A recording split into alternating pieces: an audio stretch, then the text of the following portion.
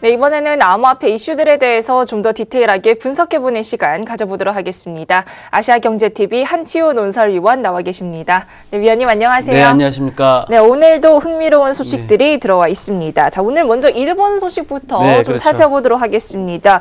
우리나라에도 블록체인 협회도 있고 일본에서 비슷한 협회가 있긴 하는데 이번에는 암호화폐 관련 단체가 정식으로 출범을 했다고요? 네, 일본에서 이번에 새로 출범한 협회 이름은 일본 가상화폐 교환협회입니다. 그러니까 가상화폐 교환협회라는 말을 일본식으로 이제 표현을 썼어요. 그래서 정식으로 출범했는데 16개 거래소가 가입을 했다고 합니다.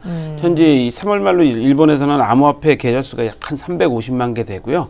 거래소에 등록되어 있는 암호화폐는 80% 정도가 된다고 합니다. 계좌 수가. 근데 이제 문제는 뭐냐면 이 코인체크 해킹 사건 이후에 그 현재 일본에서도 사실은 단체가 여러 개가 있었는데 일본 정부 금융청에서는 그렇게 하지 말고 모든 단체를 통합해서 같은 그 목소리를 내고 같이 규제도 받고 같이 통합적으로 뭔가 하자라고 해서 그 여러 개 지금 현재 단체를 단일화시킨 겁니다. 단일화시켜서 현재 일부 정부에서 추진해서 출범시킨 거기 때문에 이거는 정부가 법률적인 뒷받침을 해주겠다는 뜻도 되거든요. 여기서 중요하게 우리가 알아야 될 게 이런 각종 단체들이 그냥 그 사단법인으로 임의적으로 만들 수도 있지만 법률에 근거해서 만들 수도 있거든요.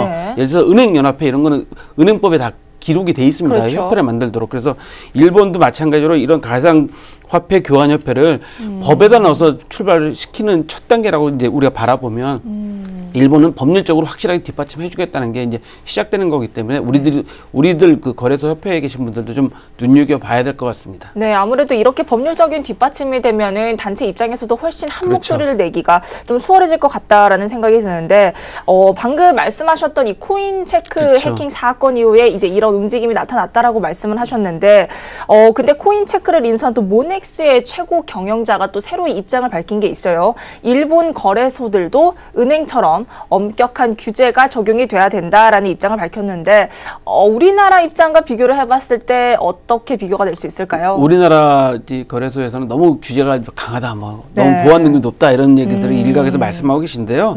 이제 모넥스 증권이 코인체크 지분을 100% 인수했지 않습니까? 그래서 지난 시간에도 저희가 이제 잠깐 말씀드렸지만 그 모넥스의 지분을 시조가 은행이 갖고 있기 때문에 이게 은행의 부대 업무냐 아니냐 때문에 이제 논란이 많았었는데 결국은 이제 인수를 했어요. 근데 이제 현재 모넥스 그의 저기에서는 코인체크를 현재 주식을 상장하는 방안을 현재 준비 중이라고 그럽니다. 이게 무슨 얘기냐면 결국은 그 코인체크를 주식시장에 거래소에 상장하겠다는 거니까 이게 확실한 그 뭔가가 필요한 거겠죠. 그 정부에서의 그 보안상 그 거래소의 신뢰도가 필요한 거기 때문에 역시 마츠코토 오키 이 모넥스 CEO가 한 얘기가 금융권에 준하는 규제가 필요하다. 그런 신뢰도가 쌓이게 되면 결국은 거래소의 그 주식시장 거래소의 상장도 가능한 거기 때문에 이건 오히려 더 그 본인들이 이제 엄격하게 규제한다고 말을 하는 것 같지만 본인들이 이익도 취하고 또 투자자들한테도 훨씬 더 이익되는 거기 때문에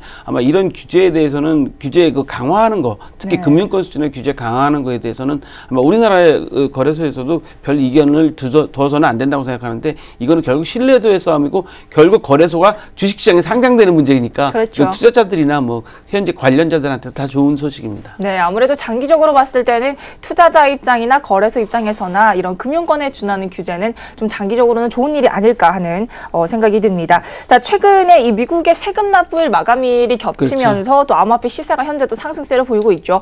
지금만 해도 비트코인 삼형제, 특히 비트코인 골드 같은 경우는 30%대 상승폭을 기록을 하고 있는데 아까도 제가 잠깐 말을 했지만 골드만삭스가 암호화폐 전문가를 부대표급으로 영입을 했다. 이런 소식도 지금 시장에 좀 호재로 작용을 하고 있어요. 근데 이런 상황에서 4년 내에 비트코인이 25만 달러까지 갈 것이다라는 이런 얘기도 좀 나오고 있는데 어떻게 보시나요? 지금 요 뉴스를 한꺼번에 이제 문구들에서 말씀을 드리면 비트코인이 현재 우리나라 돈은 1,000만 원대 거의 육박해 가격이 지금 다시 상승했어요. 금년 초에 한 600만 원대까지 떨어졌던 게 다시 회복이 되어서 지금 말씀하신 30%니까 그 정도까지 현재 상승되는 추세에 있는데 현재 미국 국채 금리가 3%대 거의 가까이 가고 있습니다. 그래서 지금 미국에서는 다른 전반적 금융시장은 전반적으로 어려운 상황이에요. 근데 여기에서 지금 말씀하신 건 골드만삭스에서 지난번에 골드만삭스나 JP 모건이 이제 앞으로 암호화폐 시장에 이제 진출할 가능성이 높다고 했는데 이제 책임자를 이제 영입을 했습니다. 네. 그래서 이제 거래가 거의 임박했다라고 이제 현재 판단들을 하고 계신데 여기 이제 한 분이 또 이제 기름을 부었습니다. 미국의 벤처 캐피탈리스트 드레이퍼라는 분인데 이분이 이제 테슬라, 스카이프, 한메일 이런 데다 투자를 해서 성공시킨 사람이에요. 네. 이분이 이제 무슨 얘기를 했냐면 암호화폐는 산업혁명이나 르네상스 인터넷을 뛰어넘을 것이다라는 이야기를 했어요. 그 이야기를 하면서 4년 내에 지금 뭐 25만 달러 이상 갈 수 있다. 뭐 이런 이야기를 했는데 이분의 그 가격에 대해서는 사실 저희가 그렇게 뭐 눈여겨봐야 할 점은 아니지만 네. 그 인터넷을 뛰어넘고 산업혁명을 뛰어넘고 르네상스를 뛰어넘는다는 이야기는 저희가 눈여겨 좀 봐야 됩니다. 그렇죠. 우리나라도 어제 제가 뉴스에 말씀드렸지만 그 박창기 전 팍스넷 창업자가 하신 말씀이 문명의 와해적인 수준까지 올 것이라는 이야기까지 했어요.